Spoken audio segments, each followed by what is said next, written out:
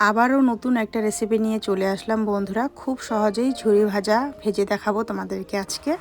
তো ঝুরি ভাজার জন্য এখানে আমি প্রথমে নিয়েছি বেসন 1 কাপ। বেসন বাটির মধ্যে দিয়ে আমি দিয়ে দেবো এর মধ্যে লঙ্কার গুঁড়ো, লবণ, হলুদ দিয়ে ভালো করে মিক্স করে নেব।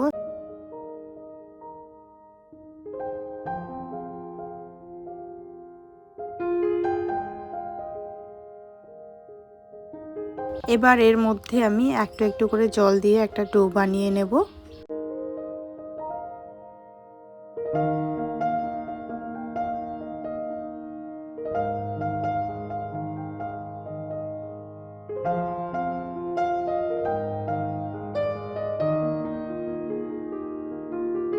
ডোটা আমার রেডি হয়ে গেছে। খুব একটা শক্তও না, খুব একটা নরমও না। এবার এর মধ্যে একটু দিয়ে দিলাম সাদা তেল, দিয়ে 4-5টা লাগিয়ে নেব ডোয়ের।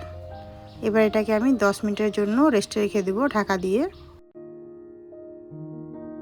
ফিরে আসবো 10 মিনিট পর।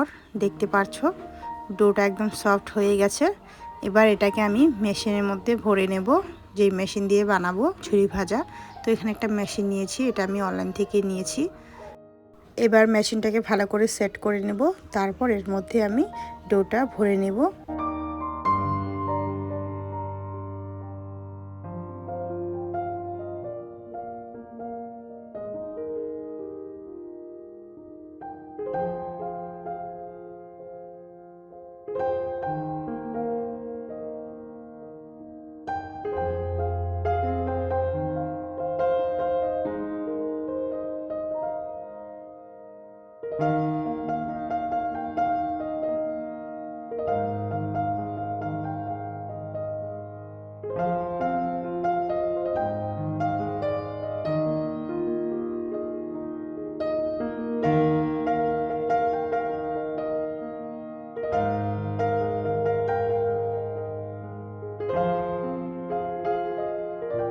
এদিকে তেল গরম করতে দিয়েছি, তেলটা আমার গরম হয়ে গেছে।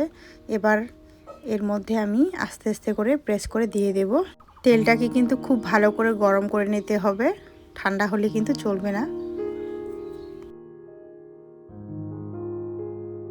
এবার ঝুরি ভাজাটাকে আমি পাল্টে দেব। নিচের পাশটা একটু শক্ত হয়ে গেছে, এবার পাল্টে দেব। আর শক্ত না হলে কিন্তু হবে না। তো ঝুরি ভাজাটা আমার ভাজা হয়ে গেছে, দেখতে পাচ্ছ খুব সুন্দর হয়ে গেছে। তো এবার এই তেলের মধ্যে আমি বাদাম ভেজে নেব।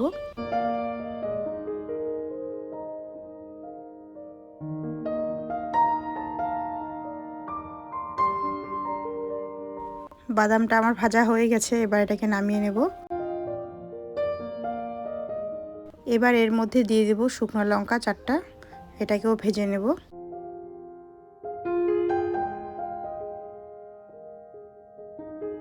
লঙ্কাটা আমার ভাজা হয়ে গেছে, এবার এটাকে নামিয়ে নেব।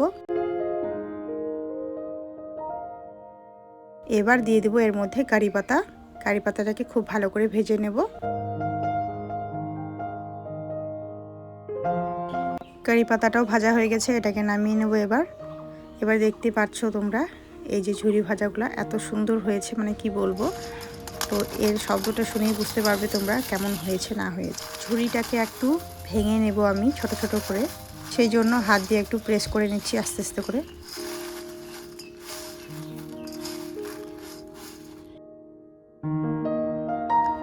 এবার এর মধ্যে দিয়ে দেব বাদাম ভাজা, আর দিয়ে দেব কারি পাতা, দিয়ে ভালো করে মিক্স করে নেব সব কিছু।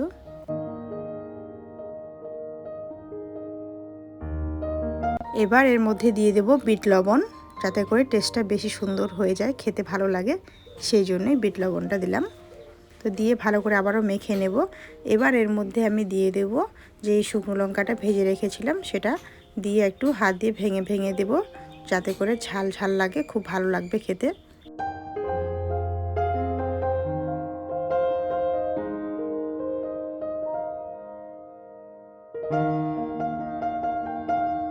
তো কেমন হয়েছে আমার ঝুরি ভাজাটা অবশ্যই কমেন্ট করে বলবে বন্ধুরা। ভালো লাগলে অবশ্যই একটা লাইক দেবে আর আমার পাশে থাকবে।